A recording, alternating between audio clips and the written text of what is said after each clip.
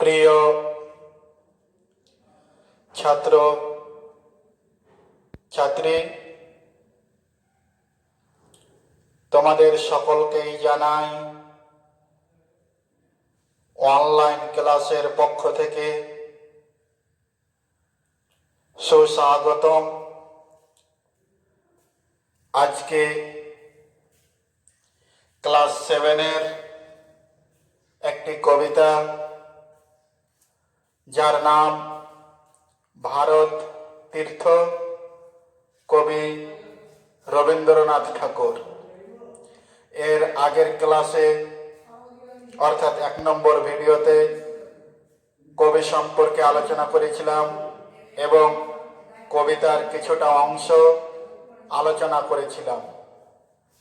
আজকে বাকি অংশটুকুর যেটুকু পারি আলোচনা করব। তোমরা সকলেই তোমাদের পাঠ্য বইটি নিয়ে 86 পৃষ্ঠায় দেখো, শুরু করছি। এই কবিতা আলোচনা হয়ে গেলে আমি তোমাদের এই কবিতা থেকে যেগুলো প্রশ্ন করার প্রয়োজন রয়েছে সেই প্রশ্নগুলোর লিখে দেব, তোমরা উত্তর করে আমাকে দেখাবে। তাহলে আর কথা না বাড়িয়ে শুরু করছি আজকের আলোচনা। প্রথমেই দেখো, বলছে কেহ নাহি জানে কার আহ্বানে কত মানুষের ধারা। অর্থাৎ ভারতবর্ষে যুগে যুগে অনেক মানুষ এসেছেন, কিন্তু কার ডাকে এসেছেন? এখানে বলা হয়েছে একটি শব্দ আহ্বান। আহ্বান শব্দের অর্থ হচ্ছে দূরের মানুষকে নিকটে বা কাছে ডাকা। তাহলে এই বিদেশি মানুষদের ভারতবর্ষে কে ডেকেছে? কার ডাকে তারা আজকে ভারতবর্ষের মাটিতে পদার্পণ করেছে? ওই জন্য বলল কেহ নাহি জানে, অর্থাৎ কেউ জানে না কোন ডাকে, কার ডাকে বিদেশিরা আজকে ভারতবর্ষে আসছেন বা বিদেশিদের আগমন ঘটছে ভারতের মাটিতে। দুর্বার স্রোতে এলো কোথা হতে, সমুদ্রে হলো হারা। এখানে কয়েকটি শব্দ আগে দেখে নেব। যেমন বলা হয়েছে দুর্বার। দুর্বার শব্দের অর্থ কি? দুর্বার শব্দের অর্থ যদি দেখতে যাই তাহলে দেখতে পাবো যা রোধ করা যায় না, সেটাই হচ্ছে দুর্বার। অর্থাৎ যা কন্ট্রোলে করা যায় না, আয়ত্তে করা যায় না, আয়ত্তের বাইরে। ওই জন্য বলল যা রোধ করা যায় না, সেটাই হচ্ছে দুর্বার। তারপরে শব্দটি রয়েছে স্রোত। স্রোত দেখো, ওখানে বলা হয়েছে স্রোতে। নদীর স্রোত যেমন একদিক থেকে অপর দিকে বয়ে যায়, অর্থাৎ ঢেউ, ঠিক সেই রকমই ভারতের মাটিতেও বিদেশিদের আগমন ঘটেছে নদীর স্রোতের ন্যায়। এত মানুষ ভারতবর্ষে এসেছে যে আমাদের বিশ্বকবি নদীর স্রোতের সঙ্গে তুলনা করল বিদেশিদের ভারতে আসাকে। অর্থাৎ স্রোতে আমরা দেখি প্রচুর জল বয়ে যায়, ভারতের ক্ষেত্রেও দেখা গেছে অনেক মানুষ বিদেশিরা ভারতবর্ষে এসেছেন। তারপরে বলছে এলো কোথা হতে। যারা ভারতবর্ষে এসেছে তারা ভারতবর্ষের মানুষ নয়। তারা যদি ভারতবর্ষের মানুষ না হয় তাহলে তারা কেন এলো? দ্বিতীয়ত হচ্ছে, যারা এসেছে তারা কোথা থেকে এসেছে? কবির প্রশ্ন, নদীর স্রোতের মতো বিদেশিরা ভারতে পদার্পণ করেছে, কিন্তু এরা কোথা থেকে আসছে? যেমন নদীর স্রোত কোথা থেকে আসে, নদীর জল কোথা থেকে আসে আর কোথায় বয়ে যায় তার খবর কেউ জানে না। ঠিক সেই রকমই ভারতের মাটিতে কার আহ্বানে, কার ডাকে বিদেশিরা নদীর স্রোতের মতো ছুটে এসেছে, ছুটে আসছে, তা কারো কাছে অজানা। অর্থাৎ কারোই জানা নেই তারা কোথা থেকে আসছে, তাদের আসার উদ্দেশ্য কি। তারপরে বলছে, দেখো, সমুদ্রে হলো হারা। অর্থাৎ যখন নদীর স্রোতগুলো বয়ে সমুদ্রে গিয়ে মিশে যায়, তখন সমুদ্র থেকে নদীর জলকে আলাদা করা একেবারে কঠিন থেকে কঠিনতর হয়ে যায়, আর ভাগ করা যায় না। ঠিক আমরা যদি দেখতে যাই, বিদেশিরা ভারতবর্ষে আসার পর ভারতীয়দের সঙ্গে ওতপ্রোতভাবে জড়িয়ে গিয়েছে, অর্থাৎ মিলেমিশে গিয়েছে, মিলেমিশে একাকার হয়ে গেছে। তাদেরকে দেখে বোঝাই যায় না তারা ভারতবর্ষের আদি বাসিন্দা নয়, তারা বিদেশি বলা মুশকিল। তারপরে আবারও বলছে, হেথায় আর্য। হেথায় মানে এইখানে, আর এইখানে মানে হচ্ছে ভারতবর্ষে। অর্থাৎ হেথায় মানে তাহলে ভারতবর্ষকে বোঝানো হলো। আর্য, আর্য ওখানে ব্যবহার করা হয়েছে যে হেথায় আর্য। আর্য শব্দের অর্থ হচ্ছে কুলীন, অর্থাৎ যারা ভারতবর্ষের আদি বাসিন্দা নয়, যারা ভারতবর্ষের মানুষ নয়, তারা হচ্ছে আর্য, অর্থাৎ কুলীন। কুলীন সম্প্রদায়কে বলল। তাহলে ভারতবর্ষে যারা এসেছে তাদের মধ্যে কে রয়েছে? আর্য রয়েছে, অর্থাৎ কুলীন সম্প্রদায়ের মানুষ নদীর স্রোতের মতো ভারতবর্ষে এসেছেন। তারপরে বলছে, হেথা অনার্য। অনার্য শব্দের অর্থ হচ্ছে ভারতের আদি পুরুষ। এখানে বসবাস করে কারা? ভারতবর্ষে বসবাস করে ভারতবর্ষের আদি মানুষরা, তাদের বংশ বলি। বংশানুক্রমিক ভাবে এখানে মানুষ বসবাস করে থাকে। কিন্তু যখন আর্যরা এলো, আর্যরা এসে অনার্যদের সঙ্গে মিশে একাকার হয়ে গেল। তারপরে বলছে, হেথায় দ্রাবিড় চীন। দ্রাবিড় শব্দের অর্থ কি? বিভিন্ন সময়ে ভারতবর্ষে আক্রমণকারী বহিরাগত জাতি, এরাকে বলা হয়েছে দ্রাবিড়। বিভিন্ন সময়ে এরা এসছে ভারতবর্ষকে আক্রমণ করার জন্য। এই জাতি হচ্ছে দ্রাবিড় জাতি। তাহলে আর্য এসছে, দ্রাবিড় এসছে, এসে অনার্য অর্থাৎ আদি ভারতীয়দের সঙ্গে মিশে গিয়েছে। অর্থাৎ আমাদের বিশ্বকবি, নোবেল জয়ী কবি, কবিগুরু রবীন্দ্রনাথ বলতে চাইলেন, ভারতের বাইরের বিভিন্ন সম্প্রদায়ের মানুষ, বিভিন্ন জাতির মানুষ ভারতবর্ষে নদীর স্রোতের মতো এসে ভারতের মানুষের সঙ্গে মিশে গিয়েছে।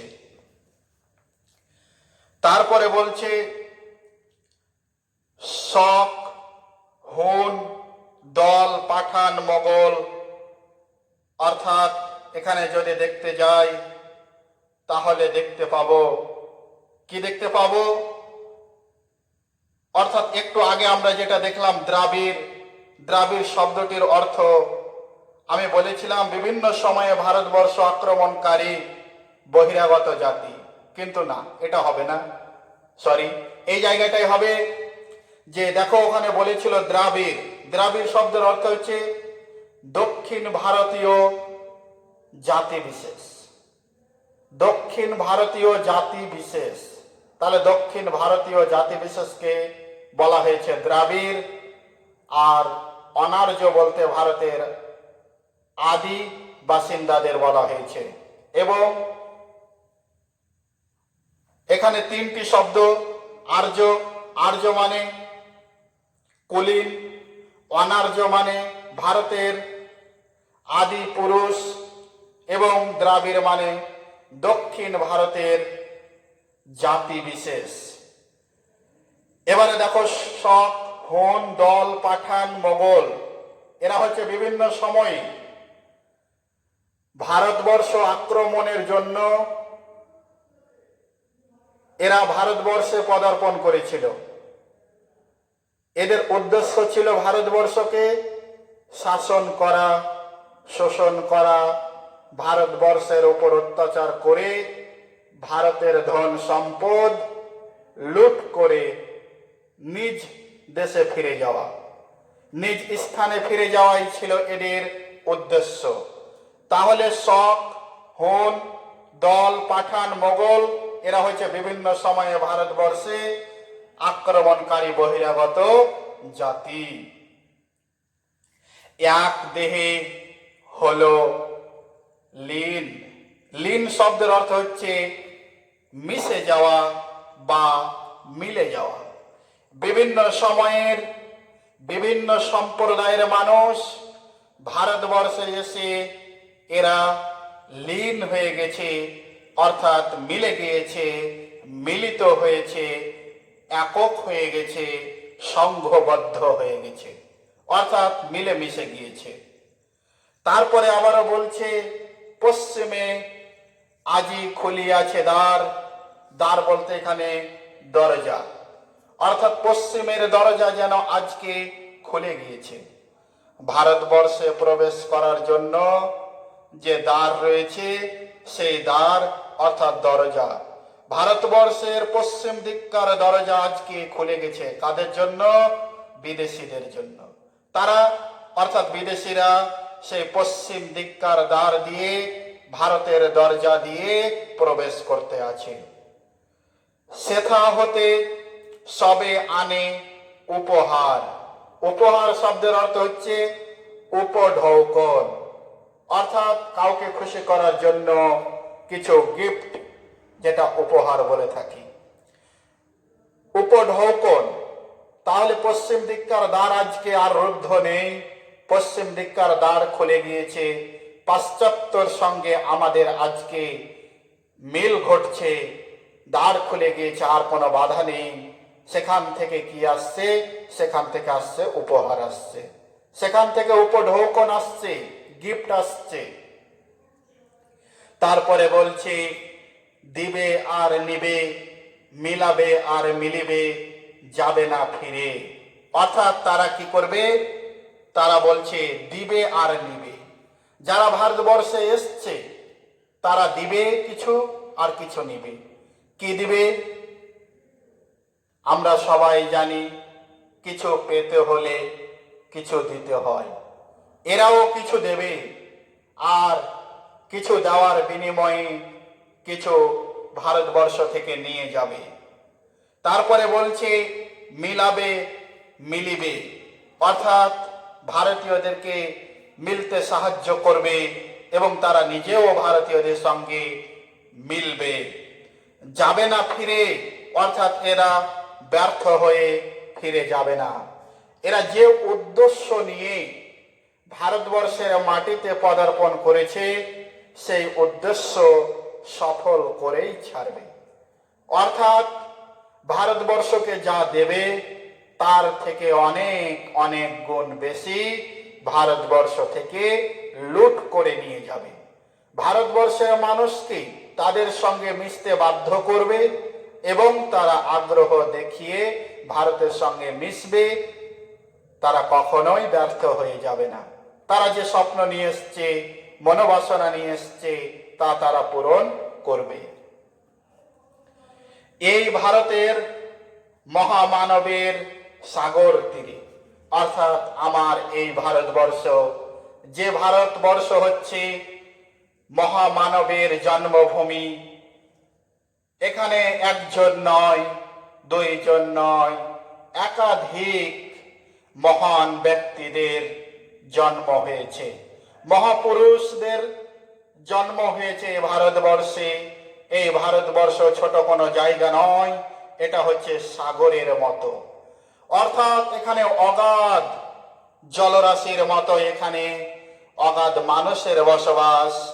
আর এই মানুষেরই মাঝে জন্ম নিয়েছে বিভিন্ন মহাপুরুষ, আর এখানে তারা কখনোই ব্যর্থ হয়ে যাবে না। পরের প্যারাতে বলছে,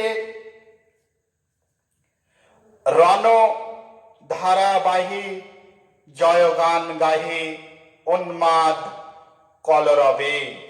এখানে প্রথম শব্দটি দেখো, প্রথম শব্দে বলছে রণধারা। রণধারা শব্দের অর্থ হচ্ছে যুদ্ধের গতি প্রকৃতি। যুদ্ধের গতি প্রকৃতি। আমরা জানি যুদ্ধ করতে গেলে যুদ্ধের অনেকগুলো কৌশল রয়েছে। কৌশল অবলম্বন করা ছাড়া শত্রুপক্ষকে পরাজিত করা খুবই কঠিন কাজ। তাই যুদ্ধের ময়দানে যে পক্ষ কৌশল অবলম্বন করে যুদ্ধ করতে পারে, শেষ পর্যন্ত জয় জয়কার তাদেরই হয়। এখানেও বলল যুদ্ধের গতি প্রকৃতি। তারপরে বলছে দেখো বাহি জয়গান, অর্থাৎ বাহি জয়গান গাহি উন্মাদ কলরবে, অর্থাৎ যুদ্ধের জয়গান গাইছে। আর যারা যুদ্ধের জয়গান গাইছে তারা কিভাবে গাইছে? উন্মাদ। উন্মাদ শব্দের অর্থ হচ্ছে পাগল। পাগলের মতো গাইছে। কি গাইছে? জয়গান গাইছে। কিরকম করে? কলরব, চিৎকার করে। একজন পাগল যেমন বোঝে না যে কত জোরে চিৎকার করতে হয়, চিৎকার সম্পর্কে যেমন তার ধারণা থাকে না, সেই রকমই আজকেও দেখা যাচ্ছে প্রচুর চিৎকার করে জয়গান গাওয়া হচ্ছে, উন্মাদের মতো চিৎকার, অর্থাৎ কলরব। কলরবে চিৎকার চেঁচামেচি করে যুদ্ধের জয়গান গাওয়া হচ্ছে। তারপরে বলছে ভেদি। ভেদি শব্দের অর্থ হচ্ছে ভেদ করা, ছেদ করা, ছিদ্র করা। তারপরে বলছে মরুপথ, অর্থাৎ মরুভূমির পথ, মরুভূমির রাস্তা। তাহলে তারা চিৎকার করে, পাগলের মতো চিৎকার করে যুদ্ধের জয়গান গেয়ে মরুভূমির রাস্তা দিয়ে মরুভূমিকে ছেদ করে, মরুভূমিকে ভেদ করে কি করছে? গিরি পর্বত, অর্থাৎ পাহাড় পর্বত। মরুভূমি পার হয়ে পাহাড় পর্বতকে টপকিয়ে, পাহাড় পর্বত অতিক্রম করে যারা এসেছিল সবে, যারা এসেছিল, অর্থাৎ যুদ্ধের গান গাইছে।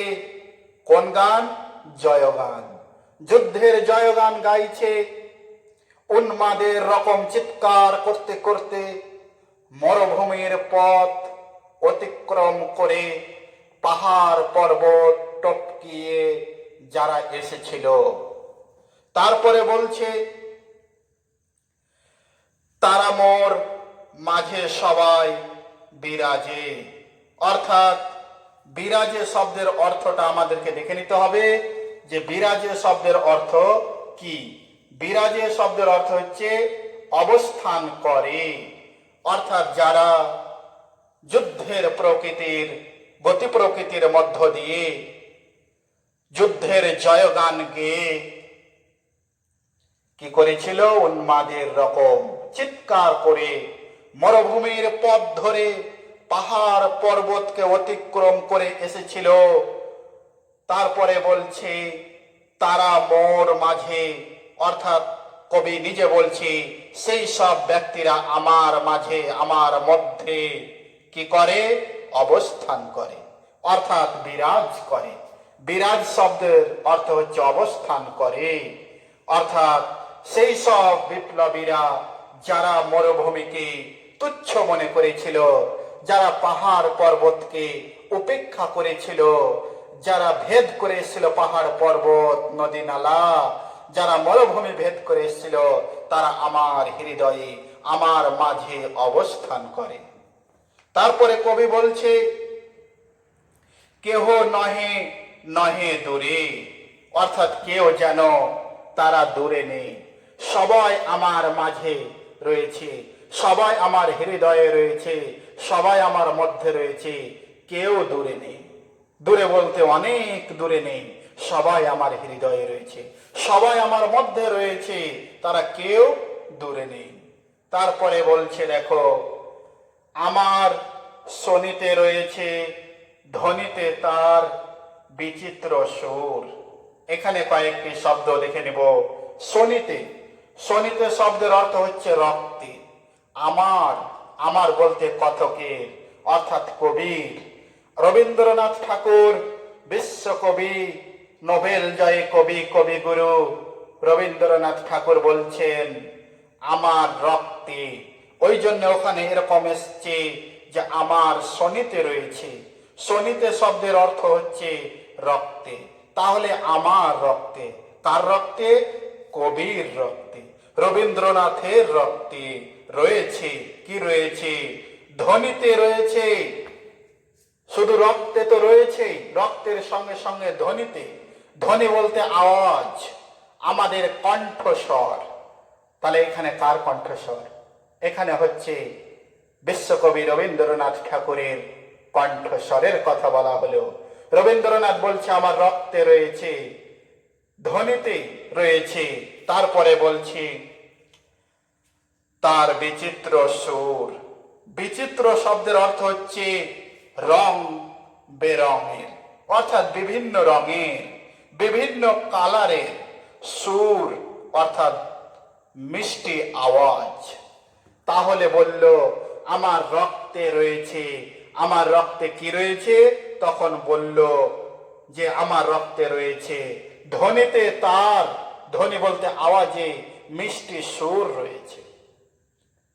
তাহলে বিশ্বকবি রবীন্দ্রনাথ ঠাকুর, কবিগুরু, আমাদের দেশকে কতটা ভালোবাসতেন তার প্রকাশ ঘটছে এই শব্দগুলোর মধ্য দিয়ে। তিনি প্রকাশ করছেন নিজ জন্মভূমির প্রতি, নিজ দেশের প্রতি তার যে শ্রদ্ধা, সেই শ্রদ্ধার কথা ফুটে উঠছে কবিতার প্রতিটি শব্দে শব্দে। তিনি ওই জন্যই বলল আমার রক্তে রয়েছে কি, ধ্বনিতে তার বিচিত্র সুর। অর্থাৎ আমার কণ্ঠে, আমার রক্তে মিষ্টি সুর রয়েছে তাদের জন্য, তাদের জন্য যারা যুদ্ধ গতি প্রকৃতির জন্য যারা কি করে থাকে, জয়গান গায়, যুদ্ধের জয়গান গায়, যারা উন্মাদের মতো চিৎকার করে জয়গান গায়, যারা মরুভূমির পথকে ভেদ করে পাহাড় পর্বতকে উপেক্ষা করে এসেছে, তাদের জন্য আমার রক্তে রয়েছে ধ্বনিতে তার বিচিত্র সুর। অর্থাৎ তাদের জন্য মিষ্টি মিষ্টি সুর, মিষ্টি কণ্ঠের আওয়াজ তাদের জন্য। তারপরে কবি বলছেন, হে রুদ্র বীণা। রুদ্র বীণা শব্দের অর্থ হচ্ছে মহাদেবের বীণা। রুদ্র, রুদ্র হচ্ছে শিব, আর ওর সঙ্গে বলা হয়েছে বীণা। বীণা হচ্ছে বাদ্যযন্ত্র, অর্থাৎ রুদ্রদেবের, আর রুদ্রদেব মানে হচ্ছে মহাদেব, তার মানে মহাদেবের বীণা, মহাদেবের বাদ্যযন্ত্র। ওই জন্য বলল, হে রুদ্র বীণা বাজো বাজো বাজো। বাজতে বলল।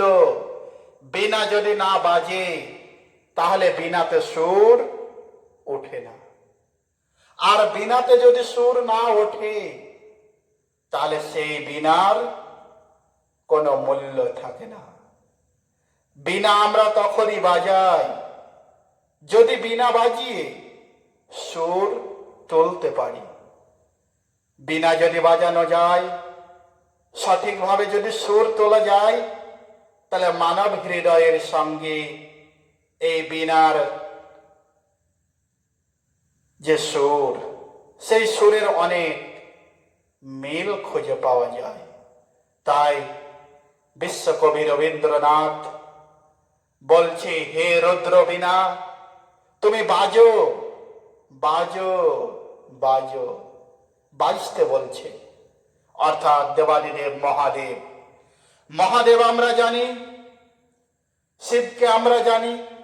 পৃথিবীতে যখন অন্যায়ের পরিমাণ বেড়ে যায়, অত্যাচারের পরিমাণ বেড়ে যায়, মানুষ যখন আর অন্যায়কারীদের অত্যাচার সহ্য করতে পারে না, তখনই মহাদেবের আবির্ভাব ঘটে। আর দেবাদিদেব মহাদেব সমস্ত সৃষ্টিকে যেন ধ্বংস করে দেয়। আবার তিনি ধ্বংস করার পর পুনরায় নতুন করে পৃথিবীর সৃষ্টি করে থাকেন। অর্থাৎ এখানেও বলল তুমি বাজো, অর্থাৎ তুমি বেজে ওঠো, গর্জন করে ওঠো তোমার সেই বীণার মধ্য দিয়ে, বীণার সুরের মধ্য দিয়ে বেজে ওঠো। তুমি যে সত্যের সুর, সত্যের ঝনঝনা, সত্যের বাজনা, তুমি সেই বাজনা বাজিয়ে দাও। তারপরে বলছে, ঘৃণা করি দূরে আছে যারা আজও, তাদেরকে ঘৃণা করি আমি। রবীন্দ্রনাথ ঘৃণা করার কথা বলল, কিন্তু কাদেরকে? তাদেরকে ঘৃণা করতে বলল। কবি নিজেও তাদেরকে ঘৃণা করছেন, যারা ভারত মায়ের কাছ থেকে দূরে সরে রয়েছে, যারা ভারত মায়ের আদর থেকে, ভারত মায়ের স্নেহ থেকে বঞ্চিত, তাদেরকে ঘৃণা করি। যারা ভারত মায়ের সন্তান নয়, যারা ভারত মায়ের পুত্র নয়, কিন্তু ভারত মাকে অপমান করছে, ভারত মাকে লাঞ্ছনা করছে, বঞ্চিত করছে, গঞ্জিত করছে, পদদলিত করছে, অবহেলিত করছে, সেই সব মানুষদেরকে আমি ঘৃণা করি। এবং তাদেরকেও ঘৃণা করি, কাদের? যারা দেখছে চোখের সামনে ভারত মায়ের অপমান, যারা দেখছে চোখের সামনে ভারত মায়ের অত্যাচার, ভারত মাকে বিভিন্ন রকম ভাবে কলঙ্কিত করছে, কালিমা লেপে দিচ্ছে ভারত মায়ের গায়ে, আর দাঁড়িয়ে দাঁড়িয়ে ভারত মায়ের সন্তানরা সেই দৃশ্য দেখছে। সেই সব নীরব দর্শককে, সেই সব কাপুরুষ ভারত মায়ের সন্তানদের আমি ঘৃণা করি। তারপরে কবি কি বলছে পরের লাইনে দেখো, বন্ধু নাসিবে, নাসিবে বলতে ধ্বংস করবে। শোনো বন্ধু, অর্থাৎ ভারতের সেই দাঁড়িয়ে থাকা অসহায় নীরব দর্শকদের উদ্দেশ্যে এবং অত্যাচার করা সেই বিদেশি শক্তিদেরকে কবি ইঙ্গিত করে বলল যে নাসিবে বন্ধু, নাসিবে অর্থাৎ ধ্বংস করে দেবে, শেষ করে দেবে, তছনছ করে দেবে, কিচ্ছু রাখিবে না। তারপরে বলছে তারাও আসিবে, দাঁড়াবে ঘিরে, অর্থাৎ তারাও একদিন এসে দাঁড়াবে, তারাও একদিন এসে ঘিরে দাঁড়াবে। অর্থাৎ আজকে হয়তো তারা দূরে সরে রয়েছে, কাছে নেই, কিন্তু এমন একদিন আসবে যেই দিন সবাই অত্যাচারীদেরকে ঘিরে দাঁড়াবে, অর্থাৎ বিদেশি শক্তিদের ঘিরে দাঁড়াবে। অর্থাৎ বিদেশি শক্তিদের কবি ইঙ্গিত করে বলছে তোমাদের যে অত্যাচার, তোমাদের যে শক্তি, তোমাদের ক্ষমতা দিয়ে তোমরা ভারতীয় মানুষদের ওপর অত্যাচার চালাচ্ছ, ভারত মায়ের সন্তানদের ওপর অত্যাচার চালাচ্ছ, তারপরেও ভারত মায়ের সন্তানরা নীরব ভাবে তোমাদের অত্যাচার সহ্য করে চলেছে। কিন্তু এমন একদিন আসবে যেই দিন ভারত মায়ের সন্তানরা তোমাদেরকে ঘিরে দাঁড়াবে। সেই দিন তোমরা বুঝবে ভারত মায়ের এই সন্তানদের কি বেদনা জর্জরিত হয়ে তারা আজকে ক্রুদ্ধ হয়ে উঠেছে তোমাদের উপরে। সেই দিন তোমরা টের পাবে। তারপরে বলছি এই ভারতের মহামানবের সাগর তীরে, অর্থাৎ এই ভারতবর্ষেই এই দৃশ্য একদিন ঘটবে যেখানে একাধিক মহামানবের জন্ম হয়েছে, মহাপুরুষের জন্ম হয়েছে। সেই জায়গাতেই, সেই স্থানেই একদিন এই দৃশ্য ঘটবে, এই ঘটনা ঘটবে। সেই দিন আর বেশি দিন হয়তো অপেক্ষা নেই, সেই দিন হয়তো ঘনিয়ে আসছে যেই দিন তারা প্রতিবাদ করতে শিখবে, যেই দিন তারা গর্জন করতে শিখবে, সেই দিন আর বেশি দিন নেই। আজকে এই পর্যন্তই। আবারও পরবর্তী ক্লাসে বাকিটুকু আলোচনা করব। আজকের ক্লাস এখানেই শেষ করছি। তোমাদের আগেই বলেছি কবিতা আলোচনা শেষ হলেই এখান থেকে যেগুলো সম্ভাব্য প্রশ্ন রয়েছে সেই প্রশ্নগুলো আমি লিখে দেব বোর্ডে, তোমরা বাড়িতে উত্তর করবে। আজকে কোনো প্রশ্ন দিচ্ছি না, কারণ কবিতা এখন আলোচনা শেষ হয়নি। শেষ হলেই আমি নিজে থেকেই কবিতা থেকে প্রশ্নগুলো দিয়ে দেব। এই ভিডিওটি সম্পূর্ণ দেখার পরে যে চ্যানেল, সেই চ্যানেলটিকে সাবস্ক্রাইব করবা। ডান দিকে দেখবা লাল কালিতে মোটা মোটা অক্ষরে লেখা আছে সাবস্ক্রাইব, সেটাকে সাবস্ক্রাইব করবা। তোমরা অনেকেই ভিডিও দেখছো, দেখে বেরিয়ে যাচ্ছ, সাবস্ক্রাইব করছো না। কিন্তু সাবস্ক্রাইব করলে তোমাদের উপকার রয়েছে। সবার আগে ভিডিও তুমি দেখতে পাবা, যেহেতু তুমি সাবস্ক্রাইব করে রেখেছো। তাই যারা সাবস্ক্রাইব করেছো তাদেরকে অসংখ্য ধন্যবাদ। যারা সাবস্ক্রাইব করনি তাদেরকে বলছি তোমরা প্রত্যেকেই সাবস্ক্রাইব করবে, একজনও যাতে বাদ না থাকে, প্রত্যেকেই সাবস্ক্রাইব করবে। আগামী ক্লাস আসা পর্যন্ত তোমরা সকলেই বাড়িতে সুস্থ থাকো, ভালো থাকো। আবারও দেখা হবে পরবর্তী ক্লাসে।